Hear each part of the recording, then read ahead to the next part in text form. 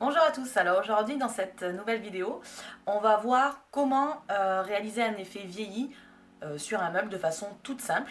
Alors c'est une technique que beaucoup de gens connaissent, mais je vais vous donner trois petites astuces pour le faire parfaitement.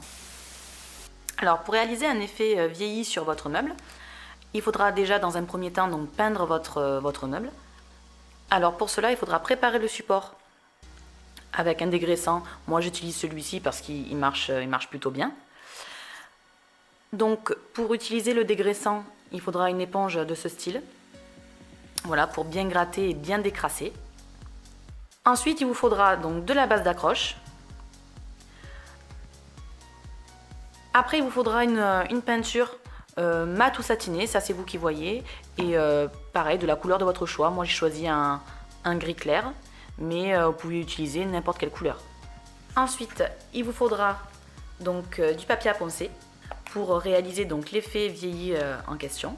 Pour bien préparer le support, il vous faudra ce carré abrasif pour bien rayer le support pour que la peinture accroche bien.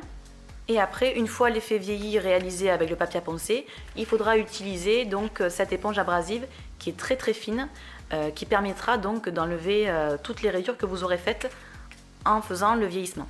Donc voilà, ça c'est vraiment une grosse astuce en fait, parce que quand vous allez vieillir votre support, votre meuble, vous allez forcément faire des micro-rayures qui sont assez disgracieuses et qui se voient souvent, qui se voient bien. Donc le fait d'utiliser l'éponge abrasive après, dès que vous aurez fini votre effet vieilli, ça va permettre d'enlever toutes ces micro-rayures en fait. Et donc pour finir, vous aurez besoin d'un vernis pour protéger votre support.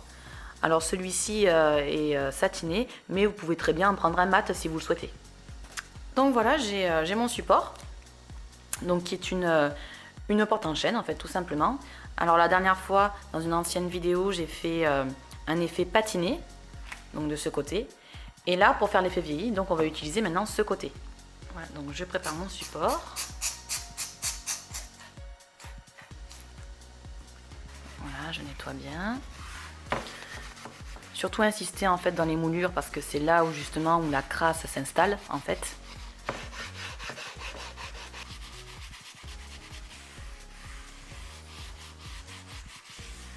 Donc maintenant je vais essuyer avec un linge humide ou du sopalin. Moi je vais le faire au sopalin. Voilà, on peut bien voir que c'était quand même assez sale. Donc maintenant que mon support est bien sec, maintenant je vais le poncer légèrement avec le bloc à poncer pour bien rayer la surface.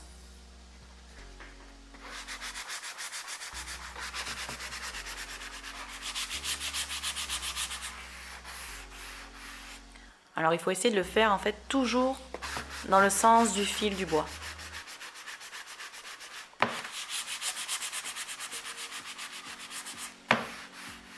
Alors vous aurez aussi besoin donc de pinceaux. Alors un pinceau à bourron, c'est surtout pour faire tout ce qui est moulure, les angles, pour bien lisser la peinture. Et après pour les surfaces planes, un pinceau plat tout simplement.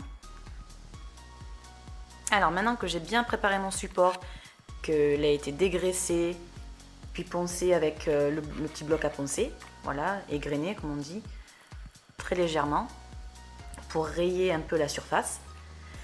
Donc il faut le dépoussiérer aussi parce que la poussière risque de faire mal adhérer la peinture. Donc je vais commencer par dégager les angles avec le pinceau à bourron. Donc je vais utiliser ma base d'accroche. Voilà, là je vais dégager les angles.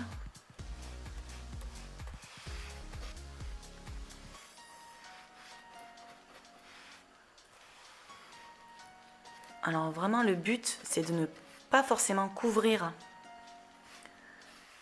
le support parce que en fait c'est vraiment pour que la future peinture accroche en fait. Donc il ne faut pas en mettre de trop, il vaut mieux mettre une couche fine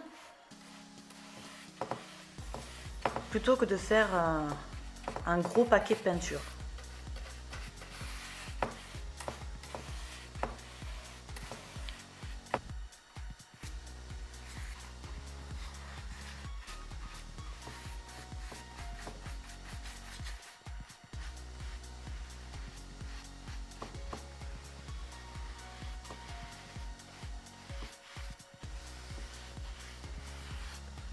Donc voilà, maintenant que j'ai dégagé les angles, je vais utiliser le pinceau plat pour faire donc toutes les surfaces planes.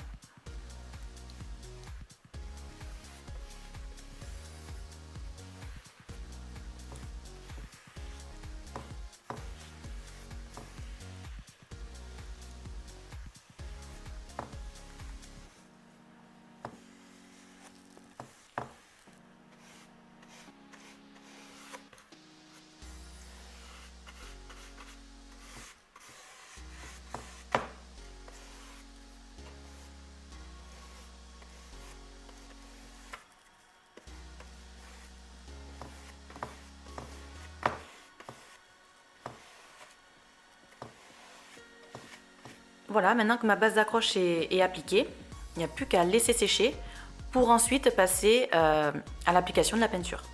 Donc voilà, maintenant ma base d'accroche elle est bien sèche. Donc je vais les grainer avec l'éponge abrasive pour bien la lisser et pour éviter cet effet rugueux.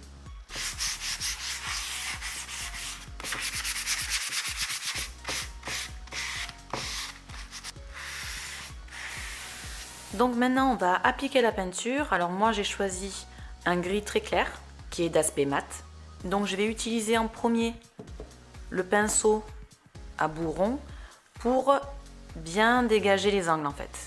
Voilà, pour bien faire les angles. Il faut bien remuer quand même.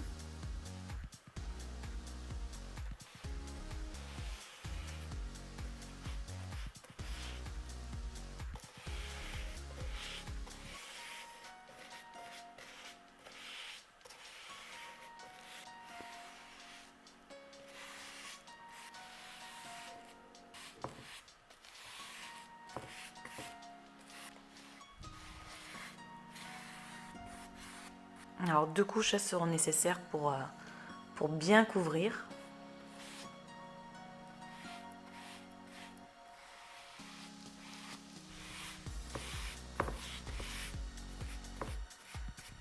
Donc maintenant que j'ai dégagé les angles avec le pinceau bourron, je vais utiliser le pinceau plat pour faire les surfaces planes.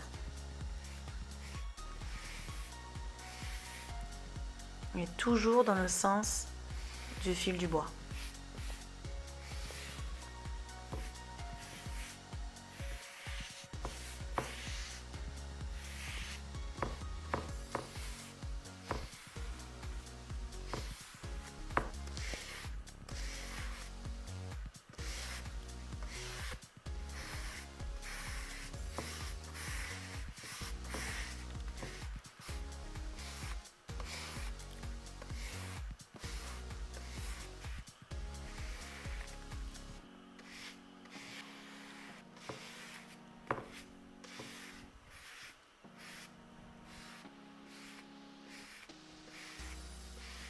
Voilà, donc j'ai fini ma première couche.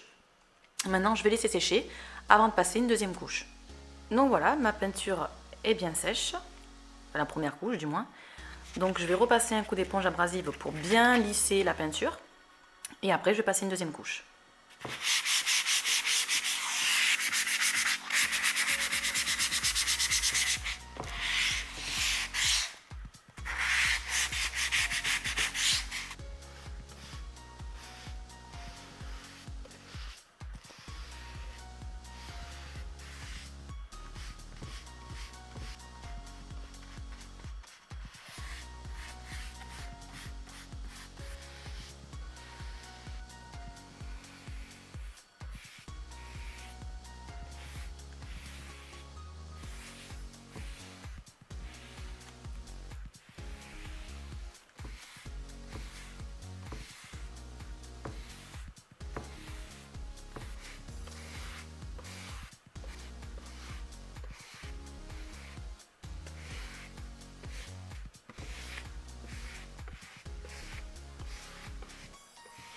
Alors maintenant que ma peinture est bien sèche, on va pouvoir commencer à faire le vieillissement.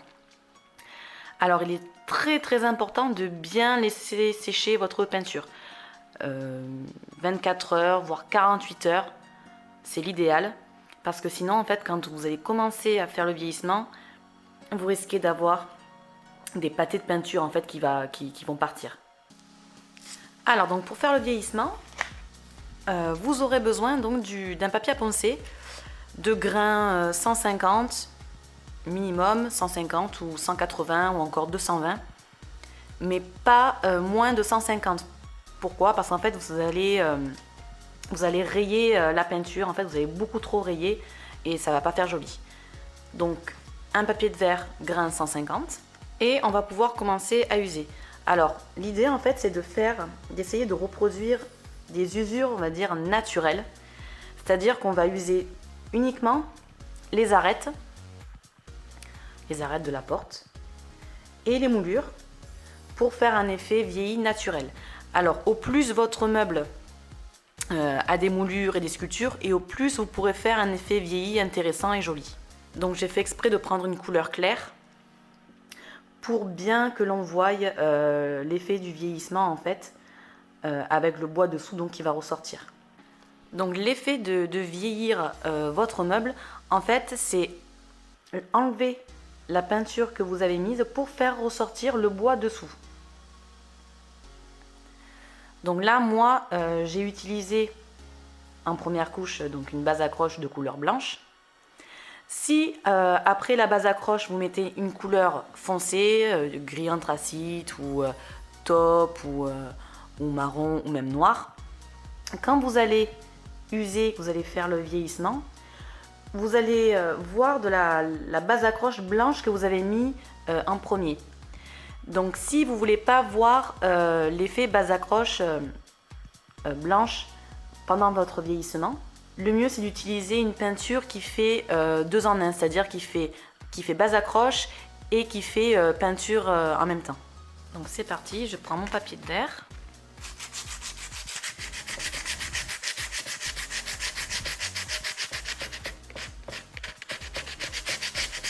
Donc voilà l'effet usé vieilli, donc avec le papier de verre.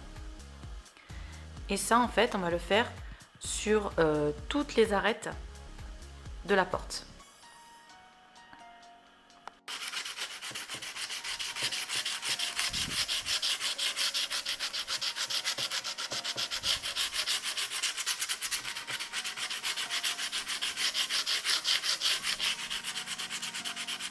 Alors bien sûr, au plus vous insistez et au plus vous allez accentuer l'effet vieilli.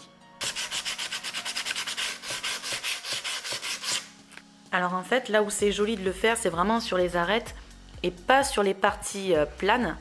Parce qu'en fait, sur les parties planes, quand vous allez poncer, vous n'allez peut-être pas poncer de manière très régulière et ça va faire en fait l'apparence de taches. Moi, je trouve pas ça joli du tout. Il y en a qui le font. Moi, personnellement, j'aime pas. Et je trouve que ça fait pas l'effet vieilli, comment dire, le vieillissement du temps en fait. Quand un meuble se vieillit avec le temps, c'est sur les parties que l'on touche le plus. Donc, on va dire, c'est souvent les parties où il y a les arêtes, les moulures, où on attrape la porte du meuble sur la moulure, etc. Mais rarement les parties plates.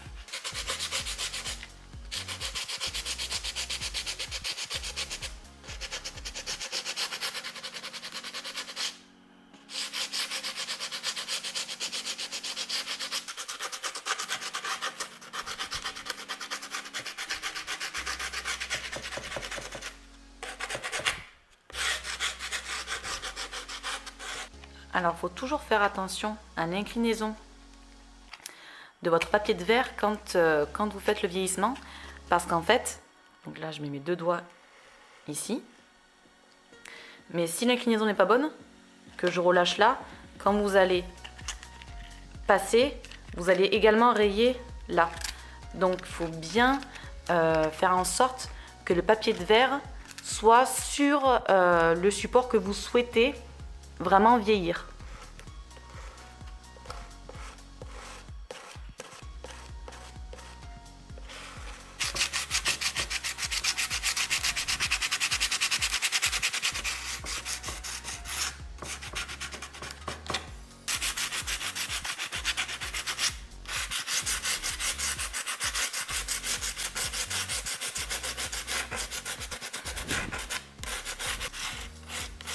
Donc voilà, j'ai fini mon vieillissement avec le papier de verre. Donc avec le papier de verre, on fait toujours quand même des micro-rayures sur les je vais y arriver, sur les surfaces où on a passé le papier de verre. Même si c'est un papier de verre qui est assez fin, il risque toujours quand même d'y avoir des micro-rayures. Alors là, on ne peut pas les voir à l'image, mais il y en a. Et elles se voient d'autant plus à contre-jour. Donc pour enlever toutes ces micro-rayures, il vous faut donc l'éponge abrasive très fine, qui est en grain 220 à peu près. Voilà, un grain 220 c'est très bien pour bien lisser et bien enlever les rayures sans re-rayer bien entendu. Si vous utilisez une éponge qui a un grain de 100 par exemple, là vous allez rayer un maximum. Donc ça ne sert à rien. Il faut absolument avoir une éponge abrasive avec un grain très fin. Donc on passe le coup d'éponge sur tout l'ensemble de la surface, pas uniquement là où vous avez vieilli, hein. Vous pouvez passer sur tout l'ensemble de la surface pour tout bien lisser.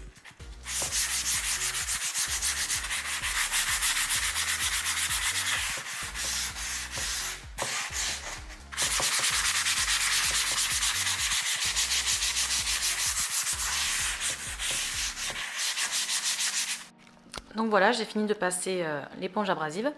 Donc maintenant, on va vernir. Alors avant de vernir, cela va de soi, mais il faut bien dépoussiérer votre meuble. Donc je prends un pinceau propre et sec, puis je m'en sers de plumeau, voilà, pour bien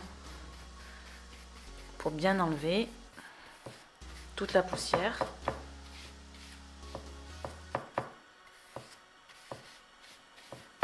Alors donc maintenant, je vais vernir. Donc je vais utiliser le pinceau à bourron pour dégager les angles, comme avec la peinture.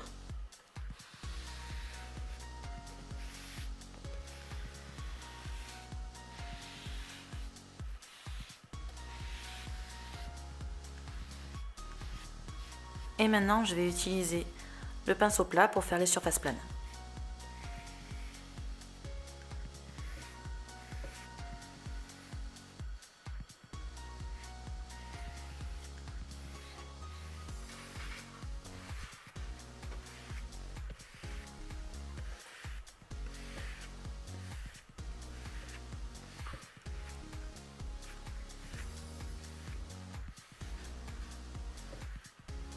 Donc voilà, mon vernis est bien sec.